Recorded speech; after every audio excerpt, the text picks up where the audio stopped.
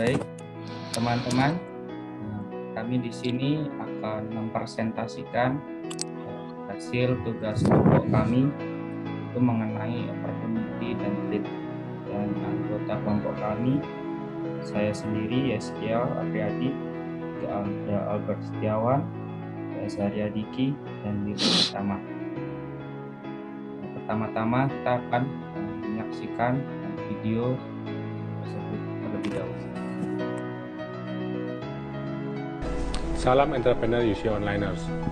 Setelah kita membahas mengenai kekuatan dan kelemahan dalam analisis SWOT, kita akan bahas sekarang mengenai peluang dan ancaman atau opportunities and threats.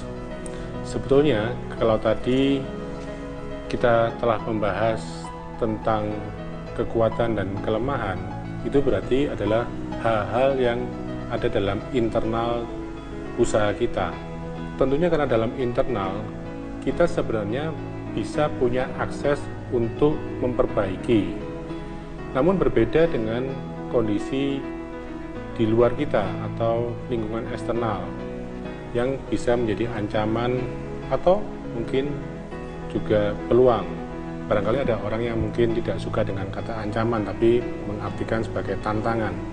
Namun lingkungan di luar ini seringkali tidak bisa kita kendalikan. Berbeda dengan lingkungan yang ada di internal kita. Tentunya lingkungan itu dianggap merupakan ancaman jika keadaan atau perubahan yang terjadi di luar usaha kita memberikan dampak negatif. Jadi misalnya membuat turunnya omset penjualan atau mungkin prospek usaha juga menjadi tidak menentu, itu adalah merupakan ancaman. Berbeda misalnya ketika perubahan-perubahan yang ada di luar usaha kita itu malah memudahkan. Nah, itu bisa menjadi sebuah peluang. Sebuah analisis yang kita bisa pakai untuk mengetahui peluang dan ancaman itu adalah dengan PESTEL analisis, yaitu PESTEL merupakan singkatan dari politik, environment, kemudian sosial, kemudian teknologi, ekonomi, dan juga legal atau hukum. Nah, dari aspek politik, tentunya itu akan mempengaruhi usaha. Memang ada politik yang sifatnya nasional, bahkan ada yang sifatnya global. Mungkin juga ada politik yang sifatnya sangat-sangat regional atau sangat-sangat kecil. Nah, ini bisa mempengaruhi usaha kita. Demikian juga masalah lingkungan. Itu bisa juga memberikan dampak yang positif maupun yang negatif. Kalau kita bicara sosial, perubahan gaya hidup akan juga memberikan peluang, tapi sekaligus juga bisa memberikan sebuah ancaman. Teknologi juga sama. Perkembangan teknologi, kalau kita bisa mengikutinya dengan baik, maka itu akan membawa dampak yang positif. Bagaimanapun juga teknologi bisa mendongkrak atau meleverage usaha kita. Namun juga teknologi kadang-kadang kalau kita tidak bisa mengadopsinya dengan baik, itu akan juga menjadi ancaman. Nah, ekonomi, keadaan inflasi, katakanlah mungkin juga perubahan aturan perdagangan di dunia misalnya, itu juga akan mempengaruhi usaha kita. Nah, masalah hukum juga sama. Kadang-kadang perubahan peraturan, perubahan regulasi, kalau misalnya itu memudahkan, tentunya akan memberikan suatu peluang, tapi apabila itu makin menyulitkan, justru bisa menyebabkan sebuah masalah.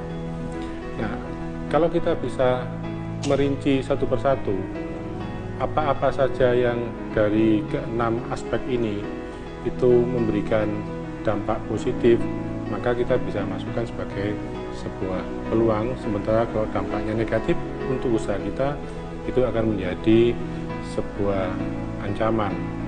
Nah, kalau kita kembali pada analisis SWOT, kita nanti akan bisa menimbang-nimbang apakah posisi usaha kita ini lebih berat, lebih banyak peluangnya atau lebih banyak ancamannya. Seperti tadi, apakah lebih banyak kekuatannya atau lebih banyak kelemahannya.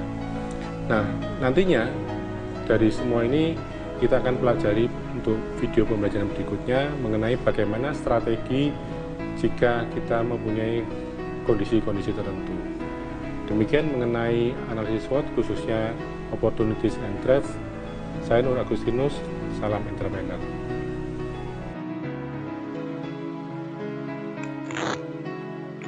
Ya, di video ini menjelaskan mengenai karakteristik tentang analisa peluang dan ancaman dalam strategi pemasaran yang dapat muncul dari sisi internal maupun eksternal. Faktor internal seharusnya dapat mudah dikendalikan dan berbeda dengan faktor eksternal yang susah untuk dikendalikan.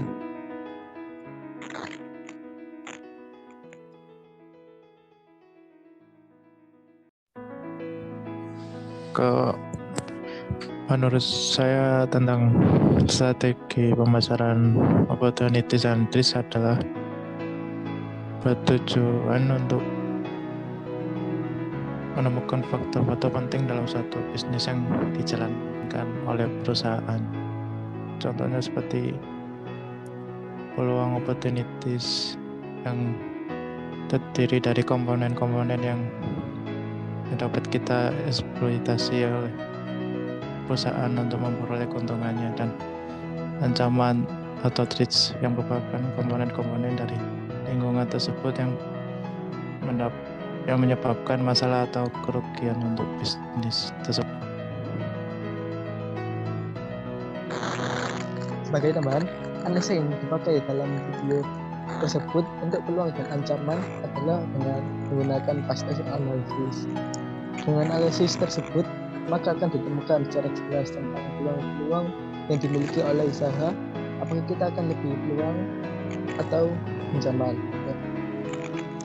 Sekian dari kelompok kami, maaf jika ada salah kata maupun tidak mengenai.